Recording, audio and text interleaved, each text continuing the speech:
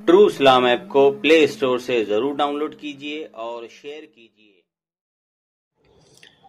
قابل احترام بزرگوں اور دوستوں، السلام علیکم ورحمۃ اللہ وبرکاتہ۔ حضرات، آئیے آج کی حدیث کا سبق آپ تمامی حضرات سماعت فرما لیں۔ آپ سے گزارش ہے مکمل ویڈیو کو ایک مرتبہ تھوڑا سا وقت نکال کے ضرور سماعت فرمائیں۔ انشاءاللہ بہت ساری چیزیں آپ کو سمجھنے اور سیکھنے کا موقع ملے گا۔ بخاری شریف حدیث نمبر 3450 ہے۔ اس حدیث نمبر کے تحت ایک روایت اس سے قبل بھی میں آپ تمامی حضرات کو سنا چکا ہوں، اب یہ دوسری روایت ہے۔ چنانچہ حضرت حذیفہ رضی اللہ عنہ بیان کرتے ہیں کہ نبی اکرم صلی اللہ علیہ وسلم سے میں نے سنا، نبی اکرم صلی اللہ علیہ وسلم نے ارشاد فرمایا کہ ایک شخص کی موت کا جب وقت قریب آ گیا اور وہ اپنی زندگی سے بالکل مایوس ہو گیا تو اس نے اپنے گھر والوں کو وصیت کی۔ کیا وصیت کی؟ غور سے سنیے گا۔ اس نے اپنے گھر والوں کو وصیت کی کہ جب میری موت ہو جائے تو تم لوگ میرے لیے بہت ساری لکڑیاں جمع کرنا اور ان میں آگ لگا دینا۔ جب آگ میرے گوشت کو جلا چکے اور آخری ہڈی کو بھی جلا دے تو ان جلی ہوئی ہڈیوں کو پیس ڈالنا اور کسی تیز ہوا والے دن کا انتظار کرنا، اور ایسے کسی دن میری راکھ کو دریا میں بہا دینا۔ اس کے گھر والوں نے ایسا ہی کیا۔ اللہ اللہ!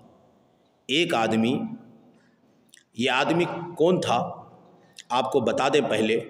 اسی حدیث میں یہ بات بھی مذکور ہے کہ وہ آدمی کفن چور تھا، وہ کفن چوری کیا کرتا تھا، گنہگار تھا۔ اس کو اپنی زندگی سے جب مایوسی ہوئی تو وہ ڈرا کہ میں کفن چوری کیا کرتا ہوں، میں اتنا بڑا پاپی ہوں، میں اتنا بڑا گنہگار ہوں، تو مجھے تو عذاب ہی عذاب دیا جائے گا۔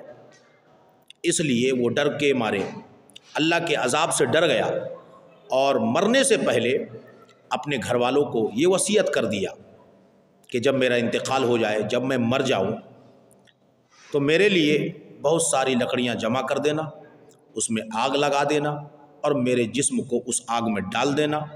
آگ جب میرے جسم کو جلا کر راکھ کر دے، ہڈیاں بھی جل جائے، تو پھر ان ہڈیوں کو پیس لینا، اور پیسنے کے بعد جب تیز ہوا چلنے لگے، ایسا دن جس میں تیز ہوا چل رہی ہو، تو اس دن ان راکھ کو دریا میں بہا دینا۔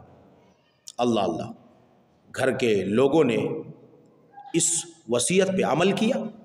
ان کی جب موت واقع ہوئی، بہت ساری لکڑیاں جمع کی گئیں، آگ لگائی گئی، ان کے جسم کو آگ میں ڈال دیا گیا، پھر جو ہڈیاں بچی ان کو پیسا گیا، اور پھر تیز ہوا کے دن اس کی راکھ کو دریا میں بہا دیا گیا۔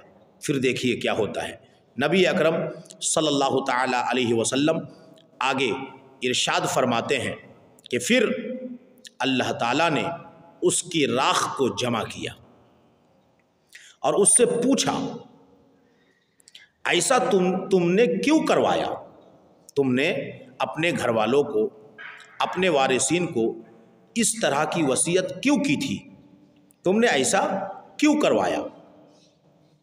اس نے جواب دیا، اے اللہ، تیرے ہی خوف سے ایسا میں نے کیا ہے اور ایسی وصیت میں نے کر ڈالی تھی۔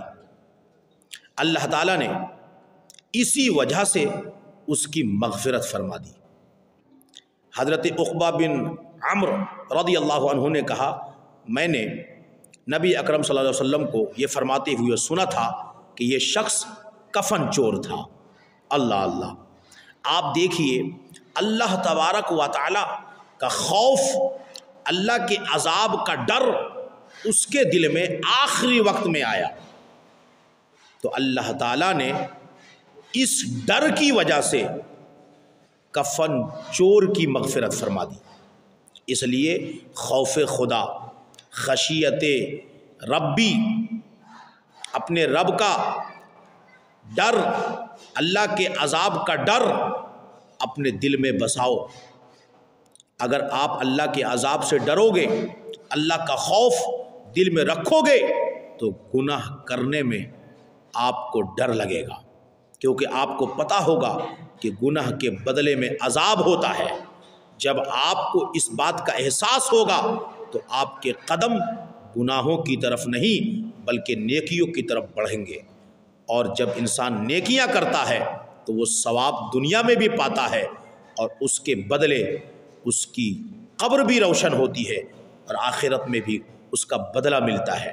لیکن آپ کو بتانا میں یہ چاہتا ہوں کہ ہمارا رب کتنا کریم ہے، ہمارا رب کتنا رحیم ہے، اللہ کتنا غفار ہے، ستار ہے، کہ ایک کفن چور آخری عمر میں اللہ کے خوف سے، اللہ کے عذاب کے ڈر سے اپنے وارثین کو، اپنے گھر والوں کو ایسی وصیت کرتا ہے جو کہ وصیت نہیں کرنی چاہیے تھی، لیکن اللہ کے ڈر سے کرتا ہے، پھر بھی اللہ تعالیٰ اتنے بڑے گنہگار کو معاف کر دیتا ہے اور اسے جنت عطا فرما دیتا ہے۔